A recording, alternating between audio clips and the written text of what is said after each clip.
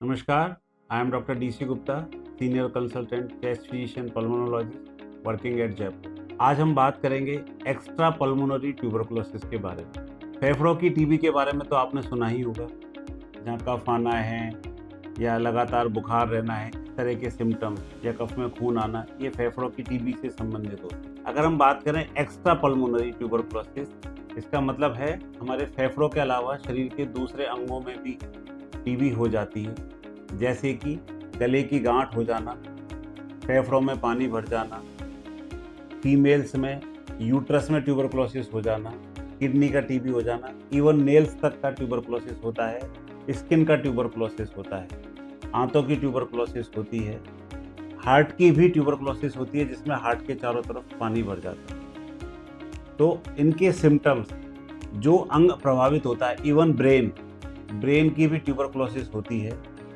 Spine tuberculosis जिसमें रीढ़ की हड्डी में टीबी का इन्फेक्शन हो जाता है। इन किसी भी हिस्सों में टीबी हो सकती है। इसके लिए हमें जो भी हमारे सिम्टम्स हैं उनको आइडेंटिफाई करके जो उस अंग से संबंधित, जैसे ब्रेन से संबंधित हैं, ब्रेन में बुखार आना है या चक्कर आना है, स्पाइन से संबंधित हैं, पीठ में दर्द होना, चलने में परेशानी होना, किडनी का प्रॉब्लम है, यूरिन नहीं आना या पेट में दर्द होना, पेट में पानी भर जाना, असाइटिस, पेट में तकलीफ हो सकती है, खाने में परेशानी हो सकती है, वजन कम हो सकता है, पॉटी में प्रॉब्लम आ सकती है, या फीमेल्स जिनको बच्चा नहीं लग रहा है या उनके पीरियड्स में इरेगुलरिटी है, तो उन्हें यूट्राइन ट्यूबरकुलोसिस की जांच करानी चाहिए। या फिर किसी के गले में गांठ है, तो गांठ से संबंधित अगर किसी को कुछ फूला हुआ सा दिख रहा है, गुठली जैसा कहीं दिखाई दे रहा है, हमारे गले में है या आर्म पिट्स पे है या थाइस के बीच में कहीं भी ऐसी अगर गांठ है, तो उसके बारे में तुरंत हमें अपने चिकित्सक से संपर्क करके और उसके निदान के लिए आगे बढ़ना चाहिए।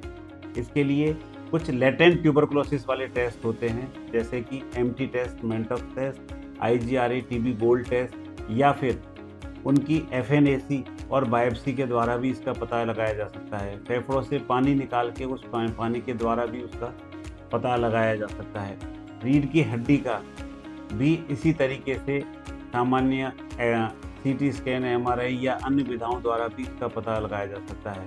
अगर फीमेल्स में पीरियड्स नहीं आ रहे हैं, बच्चा नहीं लग रहा है, तो पीरियड्स के दौरान होने वाले रक्तस्राव में भी जांच करके टीबी इन्फेक्शन का पता लगाया जा सकता है। मेंसेस पीरियड का जो ब्लड होता है उसकी जांच करके भी उसमें टीबी के कीटाणु पॉजिटिव आ सकते हैं।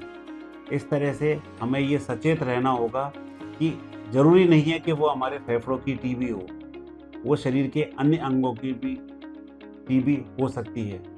इसलिए सचेत रहें, सुरक्षित रहें और समय पर अपना निदान और उपचार कराएं। धन्यवाद।